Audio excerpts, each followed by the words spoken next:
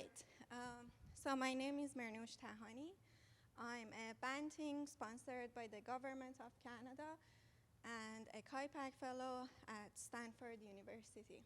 This month, I am also a JSPS Fellow at Nagoya University. So I'm presenting Chapter 6, Magnetic Fields in Star Formation from Clouds to Cores on behalf of Kate Pattle, Laura Fissel, Tia Liu, and Eva Ntormousi. So Kate will also discuss the magnetic fields of cores, and she is a Royal Society Fellow at University College London.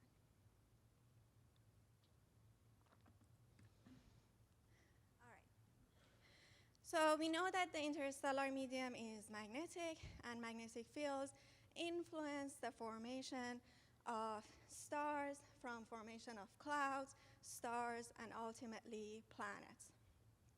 And they influence the evolution of the galaxy through this process. We've made significant progress since the last protostar and planet meeting, and there has been many observations, for example, by Planck, James Clerk Maxwell Telescope, SOFIA, ALMA, VLA, LOFAR, and others. For example, here I'm showing the Planck observations that they observed the plane of sky magnetic field, as you can see with the drapery lines here.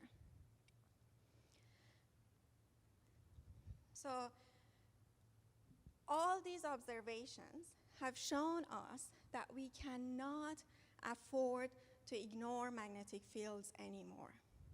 So in this chapter, we start by talking about magnetic fields of clouds, and then we get into the substructures and filaments within the clouds, and then we talk about magnetic fields of cores. And when we talk about magnetic fields of these structures, we have three main questions in mind. So one question is how the magnetic field morphology of these regions look like, and how do their 3D magnetic field morphology looks like. Then the second question is, what's the role of magnetic field in directing the gas in these regions, and influencing the star formation process? And the last question is, how do the energies in all these systems compare to each other?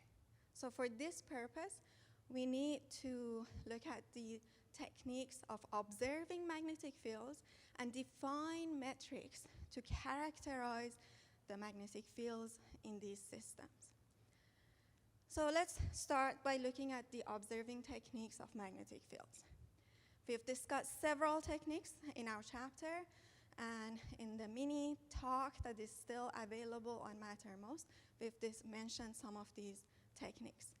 Here we focused only on three main techniques. So Zeeman splitting provides the line of sight component of magnetic field in the interstellar medium, and is the most accurate technique and direct measurement of magnetic fields. And it has been used both in molecular and diffuse ISM, or atomic ISM. However, Zeeman measurements require strong magnetic field and long telescope integration hours, so there are not enough Zeeman measurements per star-forming regions available. Faraday rotation is another technique that provides the line-of-sight component of magnetic fields. When a linearly polarized electromagnetic wave passes through a region that is magnetized and has free electrons, a magneto-ionic medium, its plane of polarization rotates, and the amount of rotation is proportional to wavelength squared and magnetic field and free electron volume density. Three main techniques can use Faraday rotation to determine magnetic fields in interstellar regions. So one is the classical technique of using point sources, for example, extragalactic sources, quasars, or pulsars, and using the linear relation between lambda squared and delta psi. And this has been widely used to provide the magnetic field in large-scale galactic magnetic fields or magnetic fields of highly ionized regions. Rotation measure synthesis is another technique that can provide the magnetic field in diffuse regions. And it's based on the diffuse emission from synchrotron radiation. And it actually decomposes the polarized intensity based on the amount of Faraday rotation that the electromagnetic wave experiences along the line of sight. For molecular clouds, the technique of Tahani et al. 2018 can be used, where they use an on-off approach and point sources to determine or decouple the rotation measure of molecular cloud from the rotation measure of everything along the line of sight. I have a poster that briefly discusses this, so if you're interested, please let me know and stop by my poster. So dust polarization provides the plane of sky component of magnetic field, and it's based on the alignment of elongated interstellar dust particles, their main axis perpendicular to magnetic fields. And this alignment, the leading theory that can explain this alignment is radiative alignment torques. And it has been used to observe magnetic fields in both diffuse and molecular regions. And we can also use dust emission in far infrared and submillimeter or dust extinction in near infrared and optical observations. So now that we've talked about observing techniques, let's talk about the metrics that we can use to characterize magnetic fields in the regions of the interest that we are studying. And particularly, we want to see how we can compare the energies in the system compared to the energies of magnetic field. So the magnetic energy itself is proportional to field squared. Plasma beta enables us to compare thermal pressure to magnetic pressure. A value less than 1 means that the system is magnetically dominated. Mass to flux ratio is a metric that enables us to compare the gravitational energy to magnetic energy, and is proportional to column density, to the ratio of column density to magnetic field.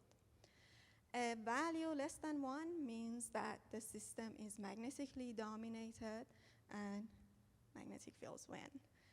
A value more than 1 means that the system is magnetically supercritical and gravity dominates.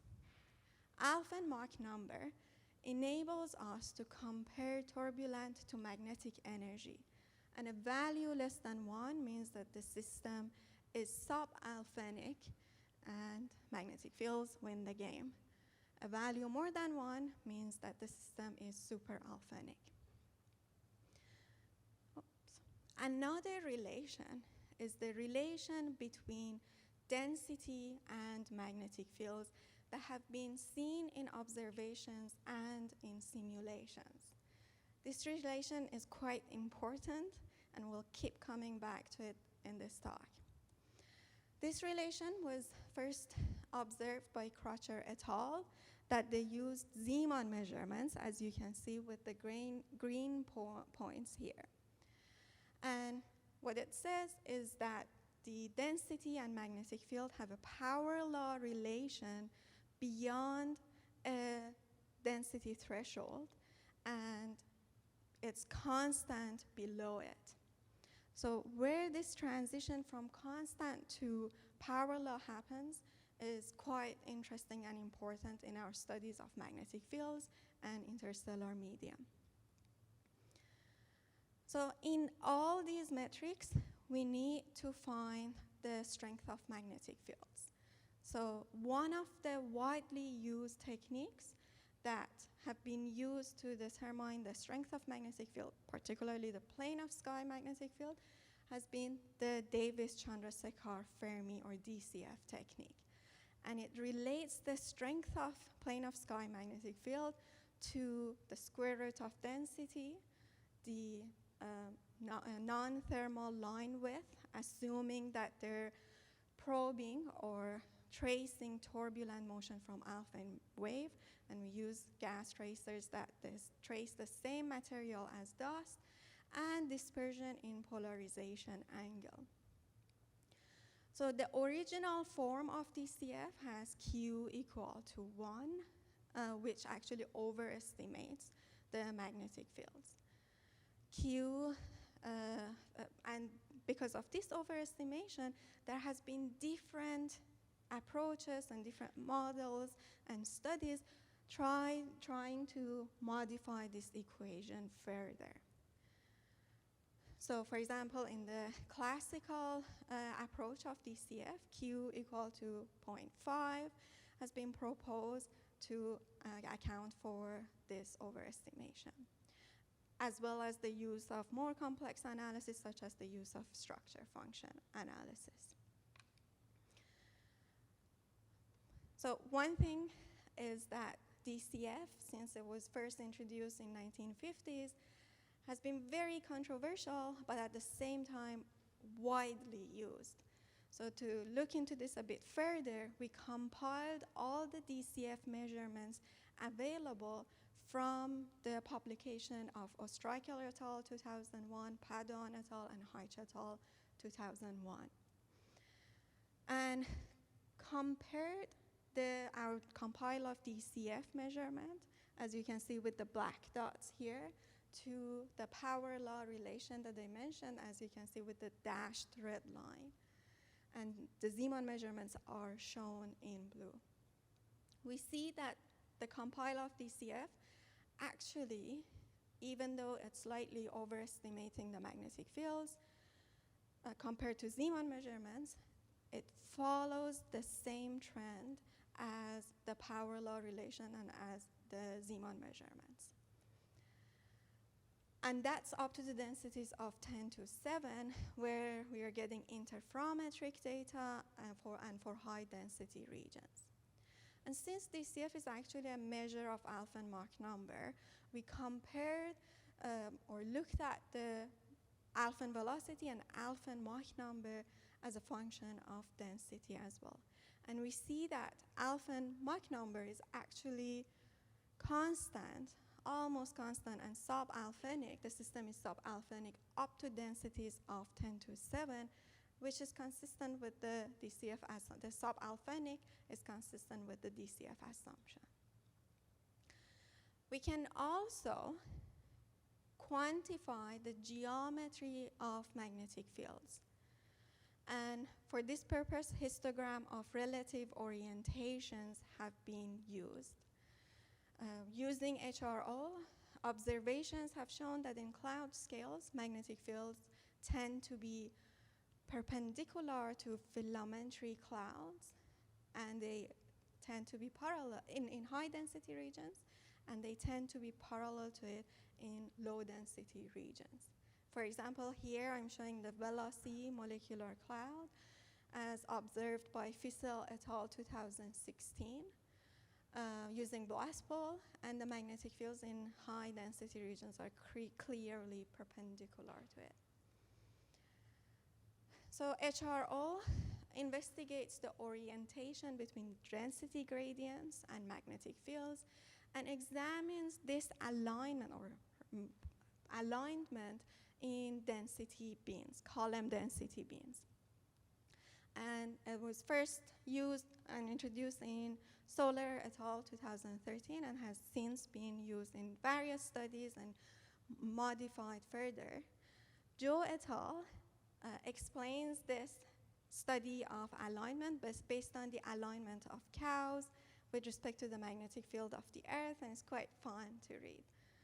So based on the HRO analysis, to quantify this further, we can use HRO parameters. For example, Joe et al. Uses the HRO parameter of projected Rayleigh statistic when parallel positive values indicate parallel magnetic field to density structures, and negative value indicate perpendicular magnetic field to the structures. For example, Joe et al. They looked at VII molecular cloud, and using this ZX value, they quantified the alignment of magnetic field better with the region of the VII, looking at the transition from parallel to perpendicular magnetic field. This transition from parallel to perpendicular by Crutcher and Kimball 2019 has been shown that there is a relation between where this transition happens to where there is a break in the power law relation, the power law that we talked about before. So this transition may indicate that there are so I have it here, there are convergent velocity flows and may have a relation between the densities or metrics of the magnetic field. So to investigate this further, we looked at the simulations that study or use HRO to look at the transition from parallel to perpendicular. We compiled the studies from these simulations, looked at the density at which this transition happens as a function of alpha and Mach number. And we do not see a particular trend between the two. However, this is not conclusive. And that's because of the limited available simulations and differences in how different groups use alpha and Mach number. Seyfried et al. 2020 as well highlights the importance of viewing angle. So if we have a magnetic field and a density structure that are perpendicular to each other in 3D, when projected onto the plane of the sky, they can actually look parallel to each other. So to look into the 3D magnetic field morphologies, let's start by cloud scales. So for 3D magnetic fields, we need plane of sky magnetic field observations and line of sight magnetic field observations. Both line of sight and plane of sky magnetic fields in the scales of cloud have been shown to be somewhat coherent and have an almost ordered component that we can associate with magnetic fields. For example, here I'm showing the line of sight and plane of sky magnetic fields of Orion A. Points that are blue, they're magnetic fields toward you, red are magnetic fields away from you, and there seem to be a coherent structure. And the Planck magnetic field observations seem to be mostly perpendicular to the region. Now, using these line of sight and plane of sky magnetic field observation, a morphology that was proposed for Orion A is the arc-shaped morphology, where the magnetic fields bend around the filamentary structure.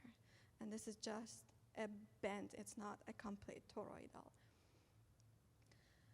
Now, further studies were able to reconstruct the complete 3D magnetic field of this ordered large-scale component, and they were able to identify the orientation and direction of this arc.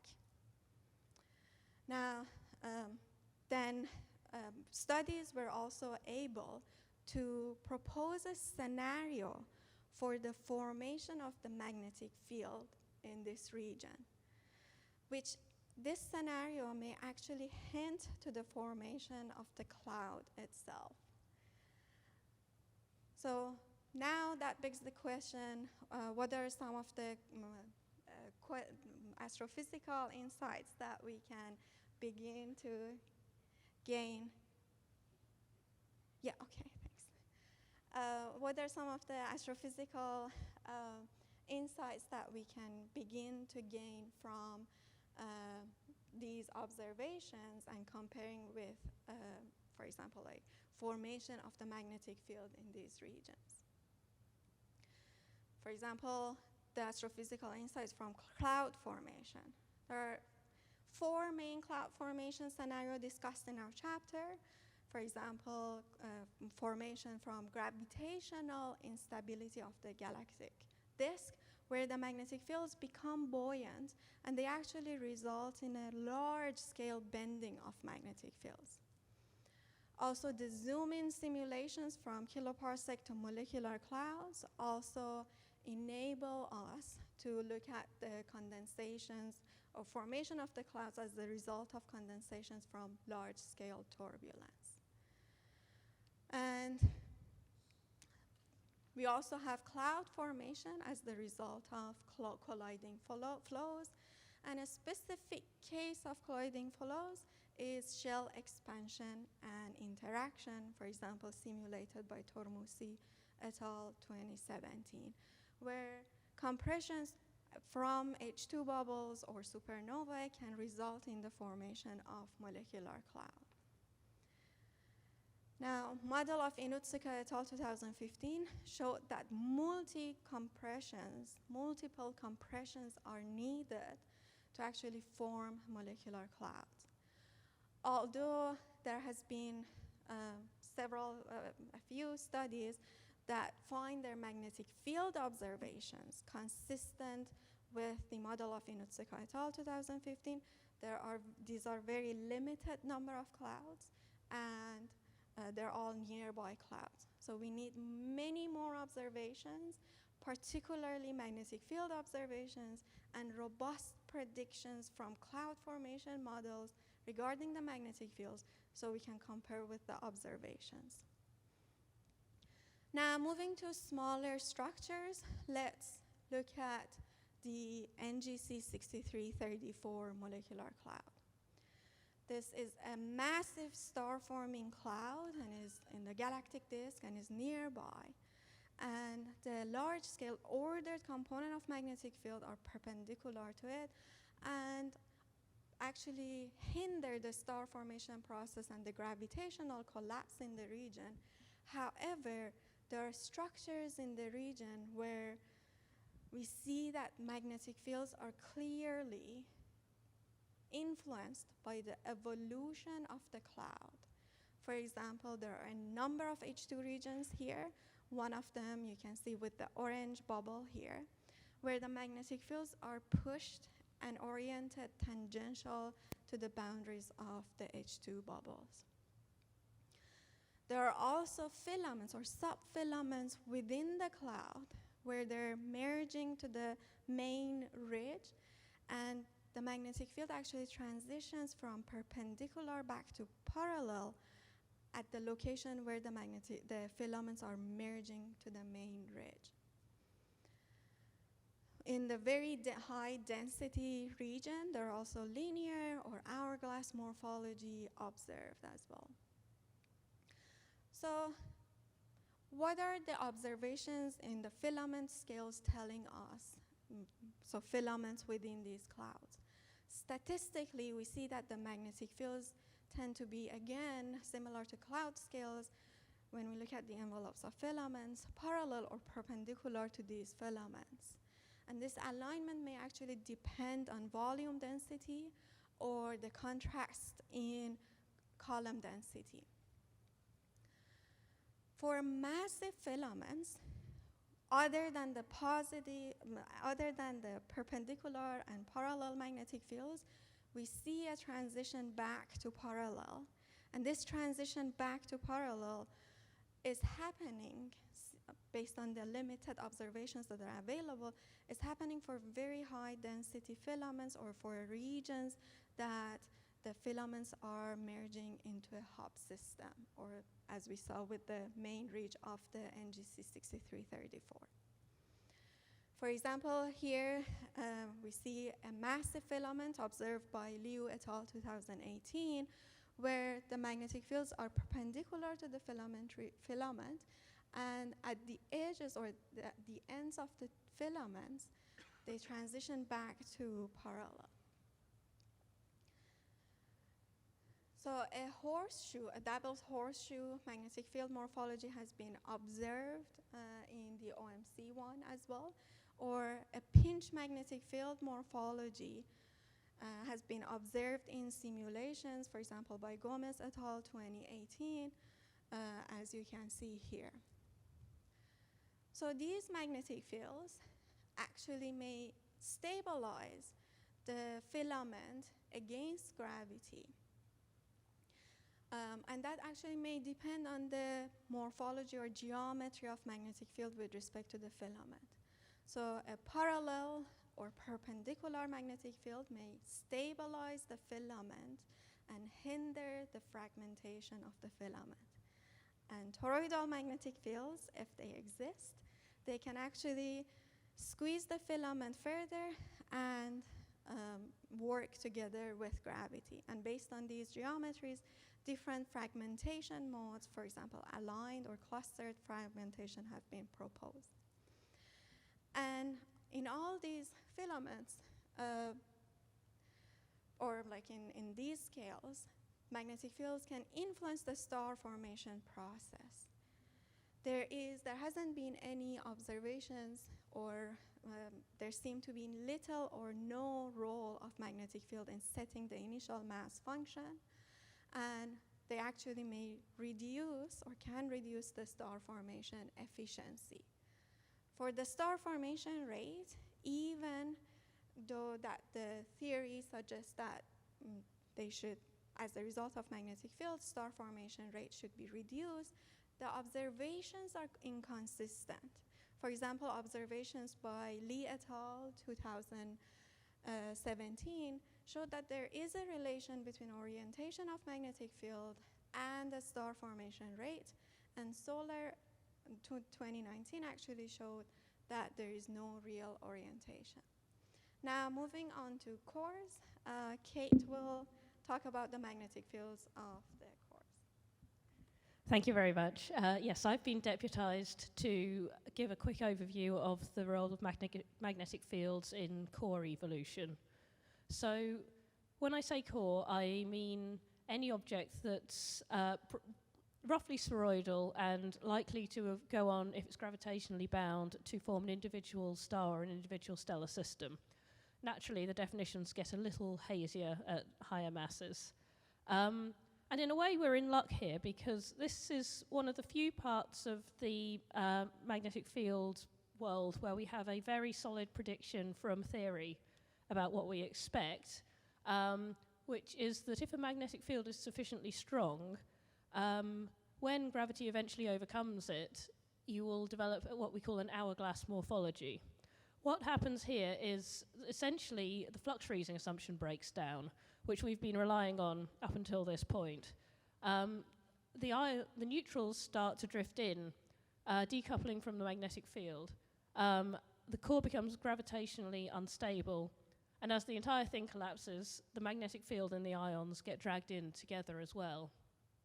So this hourglass morphology gives us a very nice indication of a magnetic field that used to be dynamically important. This happens when the amber polar diffusion timescale gets short. The amber polar shorten the freefall time. The amber polar diffusion timescale depends on the length scale and the density and the cosmic ray ionization rate. So it makes sense. It's only in these particularly small, dense and embedded things that it can get short enough for this to happen. So that's the theory. Do we see it in practice? The answer is sometimes. Interferometric observations of protostellar cores, so cores that already have stars formed within them, in some cases do show this hourglass geometry. Famously, the NGC 1333 IRAS-4A low-mass protostar, but also here we've got a massive cluster-forming core, G240.31, that also shows this characteristic geometry. But that's in some of the objects that already have formed stars. If we take one step back to starless or pre-stellar cores that haven't yet formed any central hydrostatic object, the observations get somewhat more ambiguous. we fairly consistently see linear, well-ordered magnetic fields in these dense cores, often broadly perpendicular to the major axis of the core, which is suggestive of a dynamically relatively important magnetic field. But it's hard to say with any certainty that we've yet observed hourglasses on pre-stellar size scales. So, in the absence of our nice, clean geometric pattern, what else can we use? One option is look at the magnetic field strength. So Myers and Basu, a couple of years ago, compiled essentially all of the observations of pre-stellar and protostellar cores and found that the magnetic field strength goes as density to the 2/3, which is precisely the prediction for a weak magnetic field. So can we from this conclude that magnetic fields are in fact dynamically irrelevant and the things are just collapsing homologously?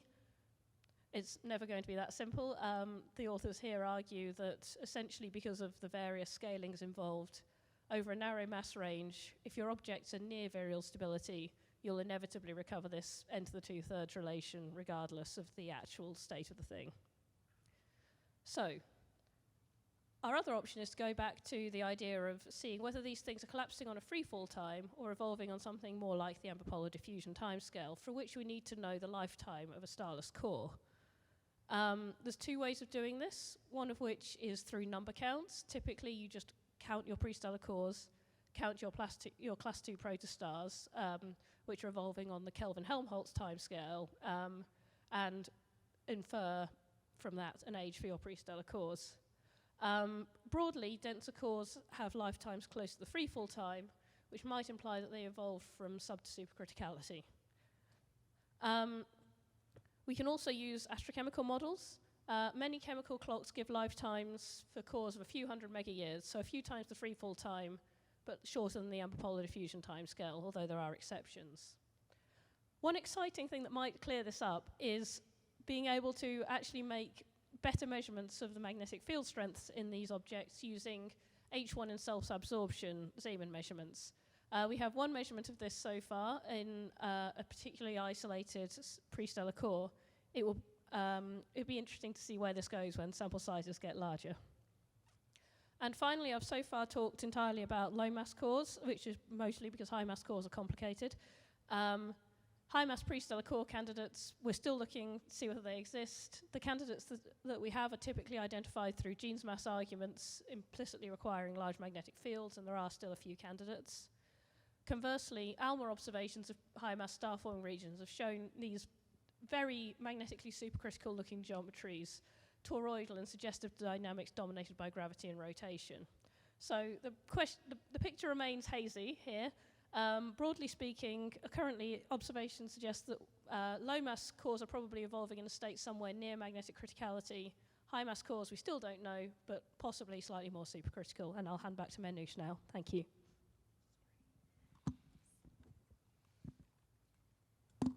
Thank you, Kate. So now putting all the magnetic field studies together so far, for the geometry of magnetic fields in cloud to filament to core scales, we see that perpendicular or parallel magnetic fields are dominant depending on the density, and in 3D, arc-shaped magnetic field morphology has been observed for some regions. For filament scales, the same perpendicular and parallel, depending on the density, is observed, and a transition back to parallel is also observed, depending on the density or at the location where the filaments are merging to a hub system. For cores, as Kate mentioned, magnetic fields tend to be parallel to the minor axis of cores for starless cores, and to be hourglass morphology for high massive cores. When comparing the energy balances in the cloud scale, the system tends to be subalphanic, subcritical. For filament scales, sub, super, transalphanic, and criticality have been observed. For cores, low mass cores, the system tend to be transalphanic and transcritical. And for high mass cores, they're superalphanic and supercritical so far. And in all these scales, the magnetic fields seem to reduce the star formation efficiency. Now, we'll need a lot more observations to quantify these better. And there are exciting new observations coming up with new instruments. For example, NICA-2 on IRAM telescope, AMKID on APEX, Toltec on LMT, and Fred Young submillimeter telescope, particularly the PrimeCam instrument.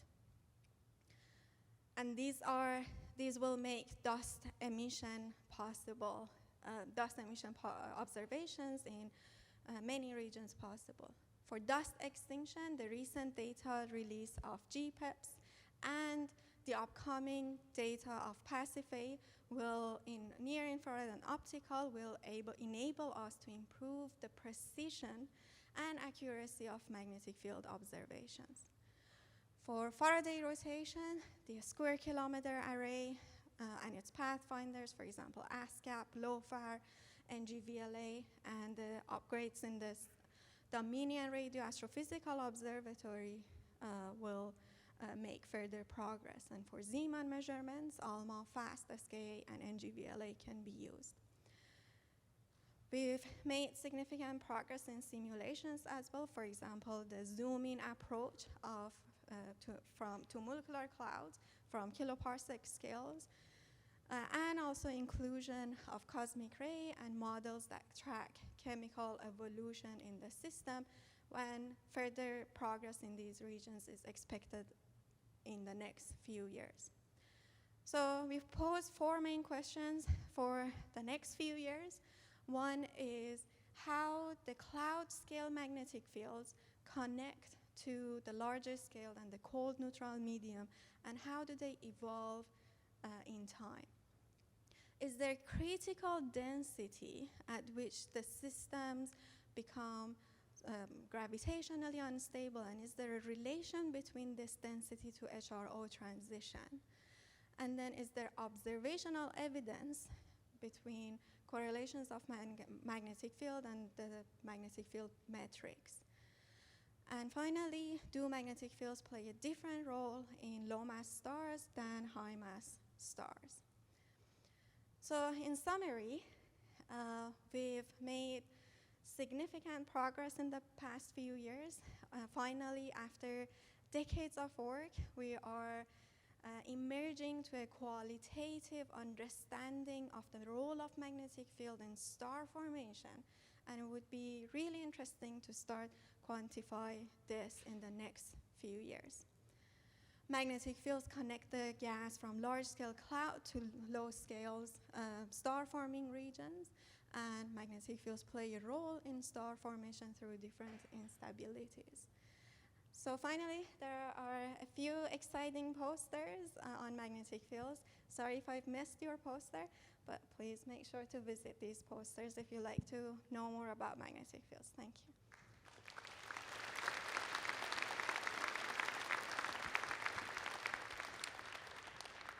Okay, thanks so much. So this chapter is open for questions. So from here, yes. Hi, Mordecai Maklow, American Museum of Natural History.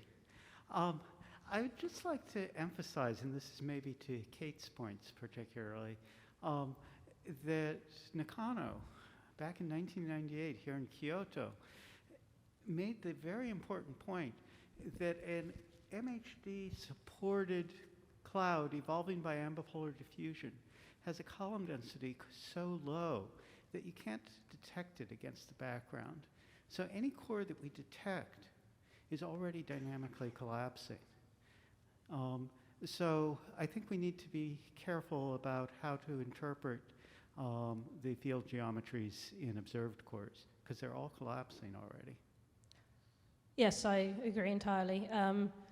The thing that really struck us when we were putting this compilation together, everything we know about dense cores, is how contradictory all the information is. If non-ideal MHD effects are important anywhere, it's I would guess it would probably be in these environments, but Disks. in disks. Sorry, disks are not our problem. Disks are next talk's problem. But yes, I agree. Thank you. The next. So please state your name and affiliations. Yeah, sure. So I'm Zipeng Hu from Australian National University. So I'm always wondering about using the mass to flux ratio to talk about the energy balance across the clouds. Because if we are using Zeeman effect observation results, then normally the beam size is pretty small, and using a really local information in a small region and to quantify the whole cloud.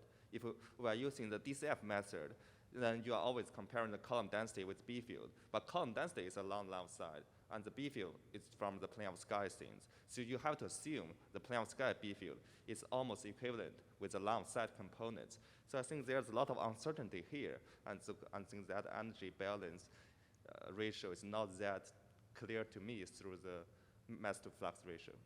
Yes, that's a great point. So one thing that we emphasized in the chapter is also that we are probing line of sight magnetic field with Zeeman or plane of sky magnetic field, and with mass to flux ratio we need to get 3D magnetic fields exactly, and column densities is integration along the line of sight.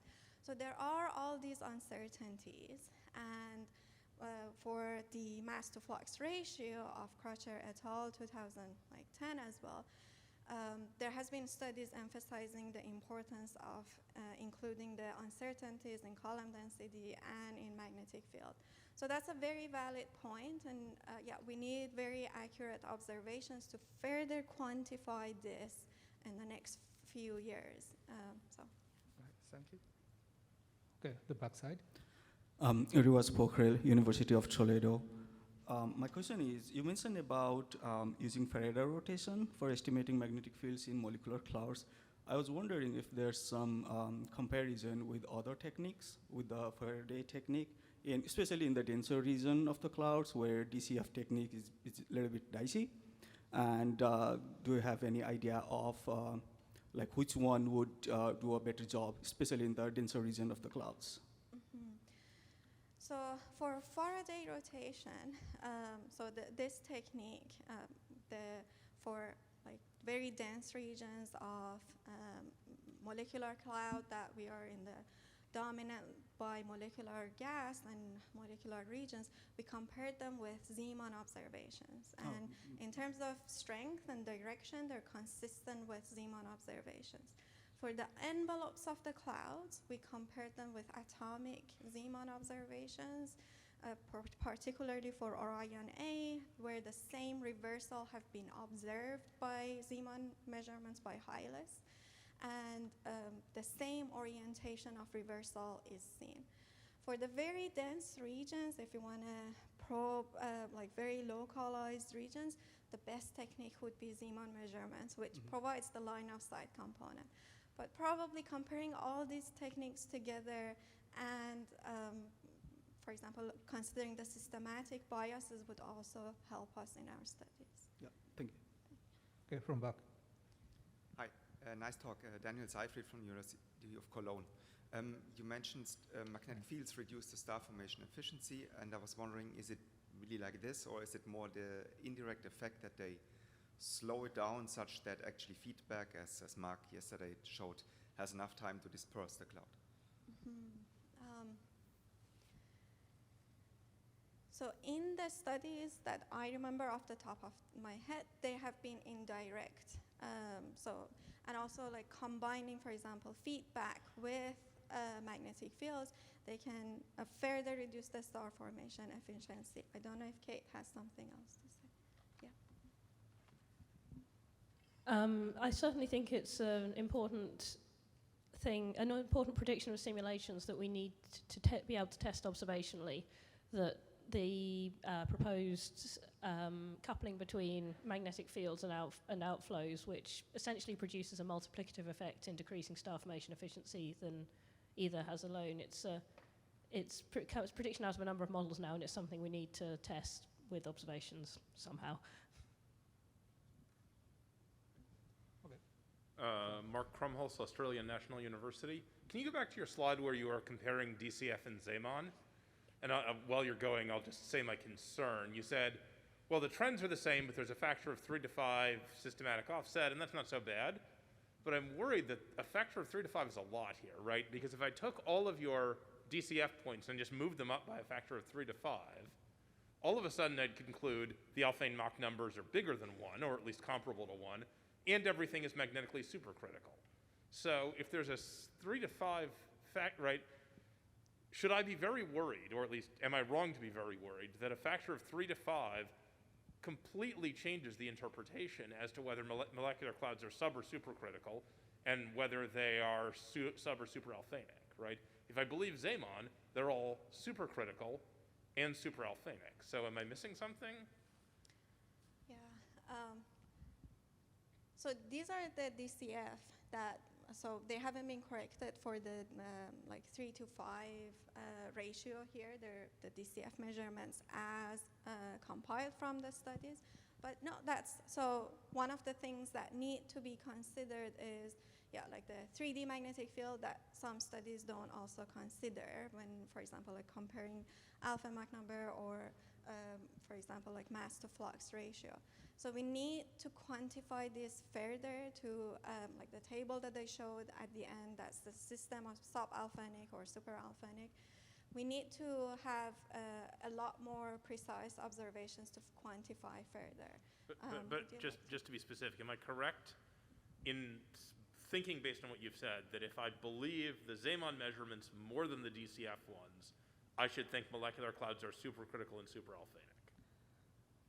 If I believe Zeeman more than DCF. Okay. I would say so. However, it is worth bearing in mind that the Zeeman, on average, provides you half of the line of sight magnetic field strength. So they themselves, like the line of sight magnetic field strength by itself is not necessarily enough to determine the full strength of magnetic field.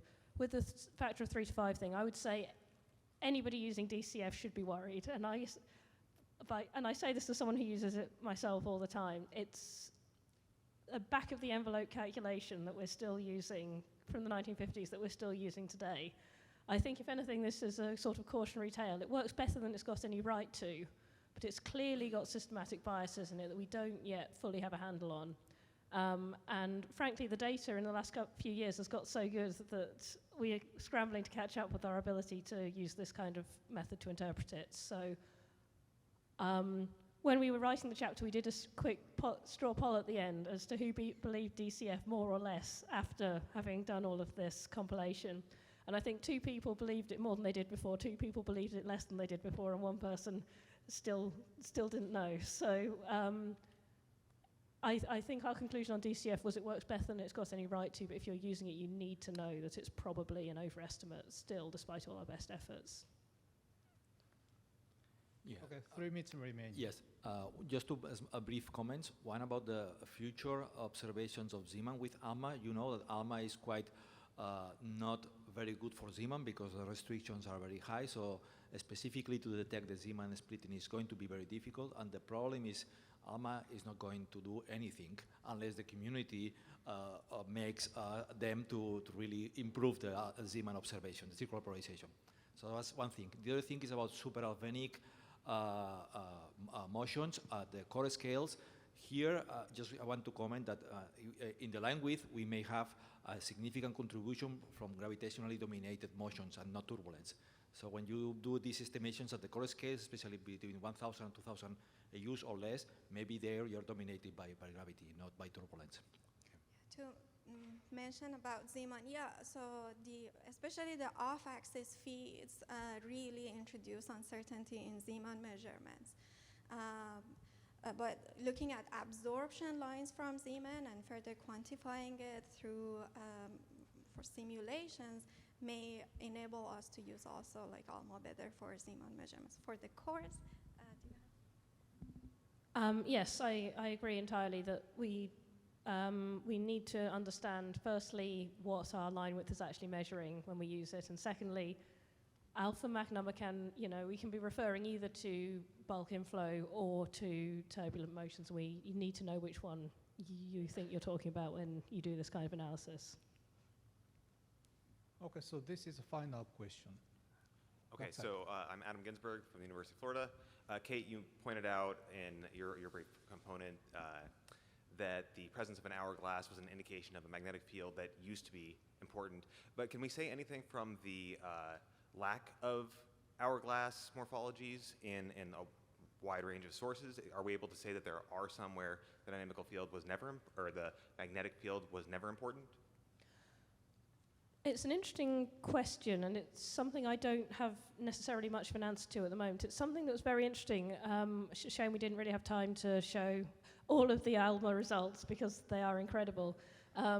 Quite a lot of low mass cores show magnetic fields that bear absolutely no resemblance to an hourglass whatsoever. The problem is that, especially with ALMA, all of those objects already have embedded protostars. And very often what we seem to be seeing is dust in outflow cavity walls and magnetic fields that have really significantly been reshaped by protostellar outflows. So it's very hard at that stage to say whether you're seeing the remnants of a magnetic field that was dynamically irrelevant as the thing collapsed and just got dragged around, or whether you're seeing magnetic fields that have been moved post-star formation. So I think we really need more and better observations of starless cores, and I think here the H1 in self-absorption really might, because the interesting thing with L1544, sorry I skipped past it because of the time, is that we measure there what is measured there is a supercritical mass to flux ratio even in the envelope of the core, which would suggest that that is a dynamically irrelevant magnetic field from the get-go. However, that's one observation of a very isolated source, so we do need to find out whether that's the exception or the rule. Okay, thanks so much. So let's thank both speakers again.